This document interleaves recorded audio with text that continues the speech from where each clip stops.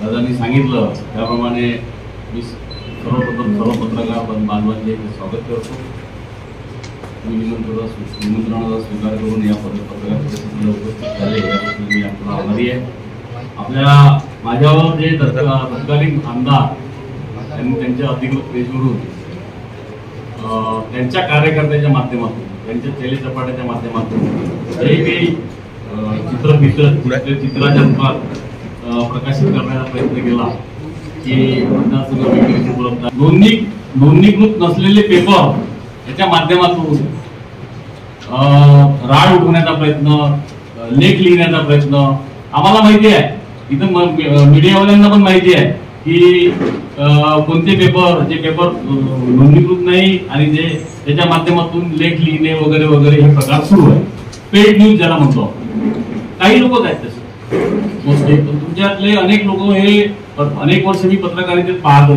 मी इथे बसणारे electronic media असो, प्रिंट मीडिया असो, इथे अनेक इथे दादा बसले आहे, शैलेश भाऊ आहे, मी नाव घेणार नाही, पण सगळे लोक जे लोकमतवाले आहेत, इथं देशोन्नतीवाले सगळ्याच पेपरचे मी म्हणजे मी जेव्हापासून राजकारणात आहे, सक्रिय राजकारणात संजीव शिंदे आहे, स्वप्नील गुरुमुख आहे, आपले दवाळे आहे, हे सगळे लोक आणि जोशी आहे हे पण आहेत। म्हणजे सर्वांना मी सर्वांचे नाव घेतले, मला सर्वांचे नाव पाठ आहे आणि परिचित आहे, मी कसं आहे हे तुम्हाला परिचित आहे। आपल्या माझ्यावर जो निधी पडवण्याचा जो आरोप झाला, मूळ मुद्दा आहे की मी माझं काम सुरू आहे, शेतकऱ्यांना मदत सुरू आहे, शेतकऱ्यांचे पंचनामे सुरू आहे, त्यांना 8 महिन्याची मदत म्हणजे 8-10 महिन्यांनी मिळणारी मदत हे 2 महिन्यात मी आणून दिली। त्यानंतर आसेगाव ते अशोकपूर जो माझ्या मतदारसंघातला रस्ता आहे तो प्रायोरिटीवर हॅममध्ये मंजुरातीसाठी 1 नंबरवर आहे महाराष्ट्रात, आणि तो मंजूर सुद्धा पुण्यात आहे मार्गावर। आणि असं असताना बिल्डिंगचे पगार असो हे असो, मी सतत सक्रिय असल्यासारखा काम करत आहे आणि सक्रियच आहे।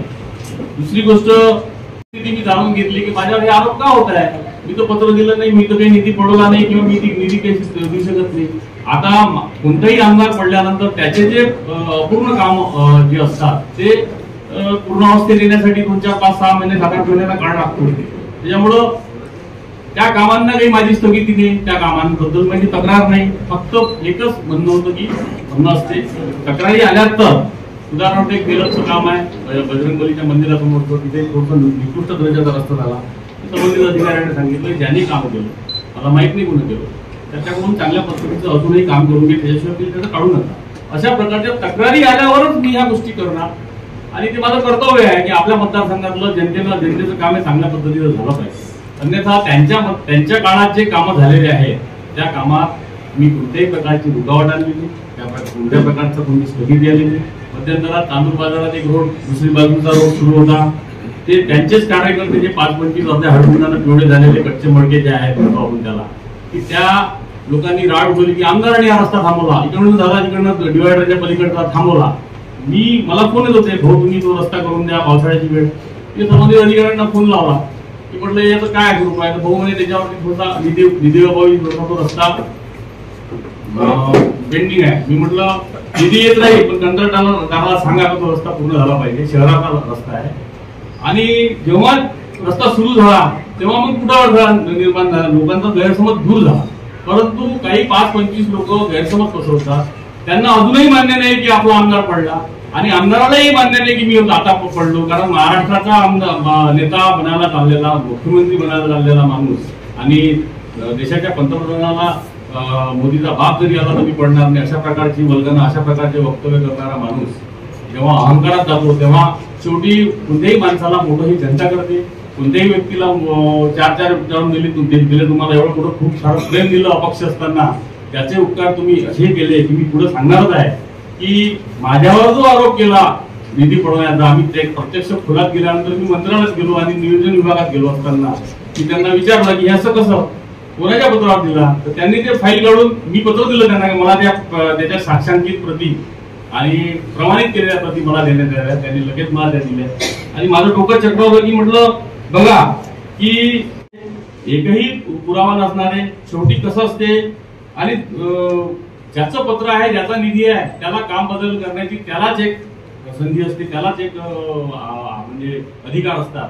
मी पत्रही दिलं असतं तर माझं काम बदल झालं नसतं. परंतु मी तशा प्रकारचं पत्र का देऊ?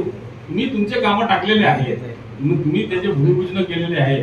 तर आता माझ्या नंतर लक्षात आलं की बघा माझ्यावर आरोप करत आहे, म्हणजे मला बदनाम करत आहे नगर परिषदेच्या तोंडावर, जिल्हा परिषदेच्या तोंडावर, स्वतःचं पाप झाकण्यासाठी. मी अतिशय आक्रमक स्वभावाचा व्यक्ती आहे आणि मी जे बोलतो माझ्या पोटात एक घोटात एक असं वेगळं असते, जे पोटात आहे ते घोटात असते. आणि मी माझे अनेक पत्रकारांसोबत मित्रत्वाचे संबंध आहेत. परंतु मी सांगू इच्छितो की मी जेव्हा खोलात गेल्यानंतर मला जे दिसलं की त्यांनी पहिलं पत्र 10 कोटीच्या संदर्भात हे 15/10/24 ला दिलं होतं आचारसंहिता लागायच्या अगोदर. तुम्हाला सर्वांना मी प्रति उपलब्ध करून दिलेल्याच आहे. शासन क्रमांक संकीर्ण 2024 ऑब्लिक प्रकरण क्रमांक 87/159 कंसात ऑब्लिक